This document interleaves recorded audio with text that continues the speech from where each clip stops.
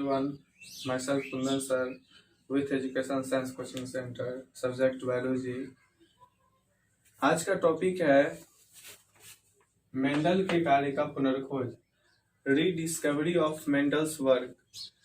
Mendel के कार्य का पुनर्खोज 1900 ईस्वी में हुआ था 3 अलग अलग देश के वैज्ञानिकों के द्वारा। हॉलैंड के ह्यूगो डी व्रीज थे, ऑस्ट्रिया के एरिस वॉन सरमार्क था और जर्मनी के कार्ल कॉरेंस थे। ये तीनों वैज्ञानिक अलग अलग स्वतंत्र प्रयोगों द्वारा उस निष्कर्ष पर पहुंचे जिस पर मेंडल 34 वर्ष पूर्व पहुंच चुके थे। मेंडल के प्रयोगों का महत्व समझ में आते ही इनका नाम विश्व प्रसिद्ध हो गया और उन्हें आनुवांशिकी का जनक, फादर ऑफ जेनेटिक्स कहा जाने लगा। फादर ऑफ जेनेटिक्स कहा जाने लगा। ये तीनों वैज्ञानिक अलग अलग स्वतंत्र प्रयोगों द्वारा उस निष्कर्ष पर पहुंचे जिस पर मेंडल 34 वर्ष। यहाँ पर आपको याद रखना है कि मेंडल का कार्य 1866 में पब्लिश्ड हुआ था, तो 1866 में यदि 34 जोड़ दिया जाए तो 1900 होता है। तो 19वीं सदी में तो मेंडल के कार्य का पुनर्खोज हुआ, मैंने थोड़ा देर पहले लिखा था, ये याद रखना है। मेंडल 34 वर्ष पूर्व पहुंच चुके थे। मेंडल के प्रयोगों का महत्व समझ में आते ही उनका नाम विश्व प्रसिद्ध हो गया और उन्हें आनुवांशिकी का जनक कहा जाने लगा। जब सबको पता चला कि आज जो 19वीं सदी के जो लोग हैं, 19वीं सदी के लोग हैं जो आज 19वीं सदी के लोग ये कर रहे हैं, इसका ये कर रहे हैं, खोज कर रहे हैं, तो इसी चीज को मेंडल ने क्या किया, 34 वर्ष पूर्व इसको क्या किया, 34 वर्ष पूर्व मेंडल ने, तो मेंडल 34 वर्ष पूर्व कर चुके थे।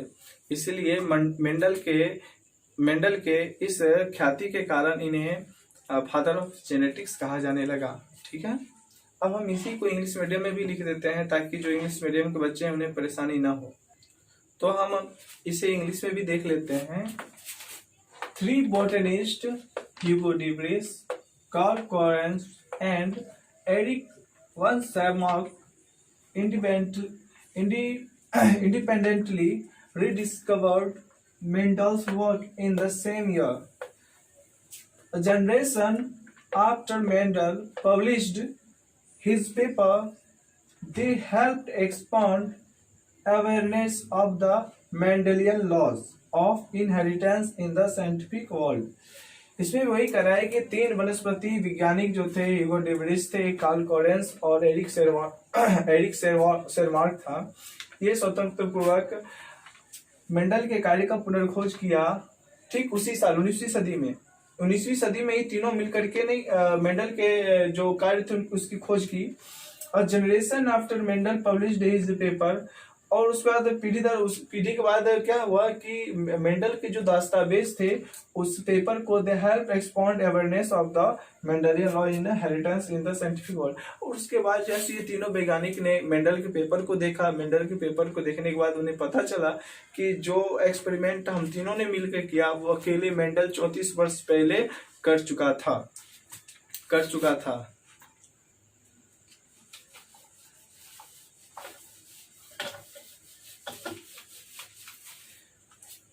अब हम लोग मेंडल के प्रयोग ये देखेंगे। अब हम आप लोग को बता दें, हम लोग चैप्टर 5 अब आए हैं। चैप्टर 5 में अब हर एक चीज पढ़ने वाला है बाबू। अब सभी स्टूडेंट जागरूक हो जाएं, बहुत मजा आने वाला है। आप लोग का कमेंट, लाइक, ये सब हमें बूस्ट और एनर्जी का काम करता है। अगर आप ऐसे करते हैं तो हमें अच्छा लगता है। अपना सुझाव दीजिए कि सर आप इस तरीके से बताएं, इस तरीके से बताएं तो मुझे अच्छा लगेगा। सो प्लीज आप कमेंट करके अपने सुझाव जरूर दें। तो हम लोग देखेंगे मेंडल के प्रयोग। मेंडल के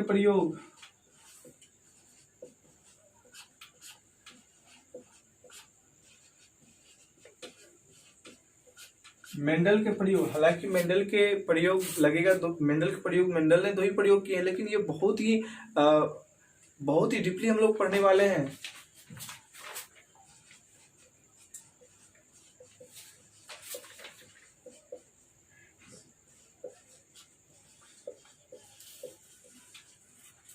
मेंडल के प्रयोग को हम लोग दो भागों में बांट देते हैं।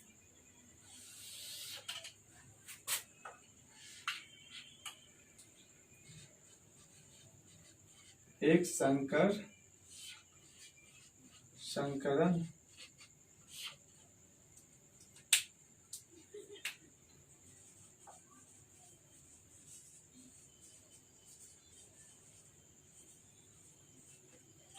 और सेकेंड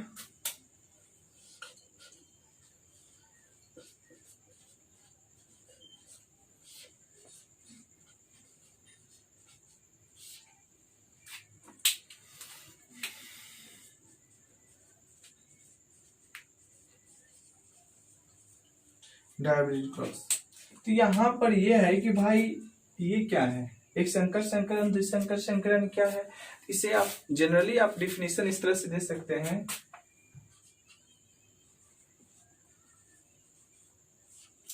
मेंडल के प्रथम प्रयोग को एक संकर संकरण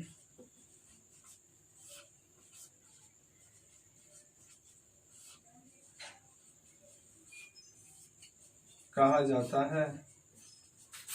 The first experiment of Mendel, it is called monohybrid cross. ठीक इसी तरीका से हम ये भी डिफिनेशन दे सकते हैं कि मेंडल के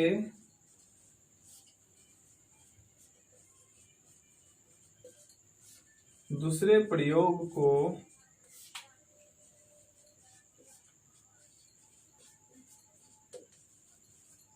द्विसंकर संकरण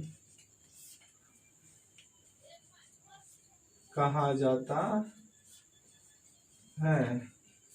The second experiment of Mendel, it is called dihybrid cross. तो आप बोल सकते हैं कि मेंडल के प्रयोग, देखिए एक्चुअली हम लोग बहुत डीपली पढ़ने वाले हैं, लेकिन आपको पहले सीधी सीधी बात समझनी होगी। मेंडल के प्रयोग, एक्सपेरिमेंट्स ऑफ मेंडल, एक संकर संकरण मोनोहाइब्रिड क्रॉस। मेंडल के प्रथम प्रयोग को एक संकर संकरण कहा जाता है। The first experiment of Mendel, it is called monohybrid cross. द्विसंकर संकरण डायहाइब्रिड क्रॉस। मेंडल के दूसरे प्रयोग को द्विसंकर संकरण कहा जाता है।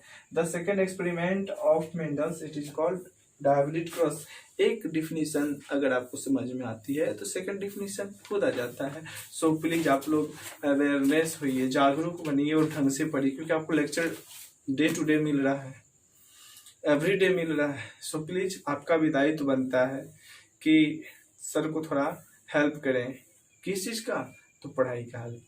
ठीक है, आप लोग अच्छा से पढ़ें, मन लगा के पढ़ें और अपने सुझाव को कमेंट बॉक्स में जरूर दें। दैट्स ऑल, हम लोग फिर मिलते हैं।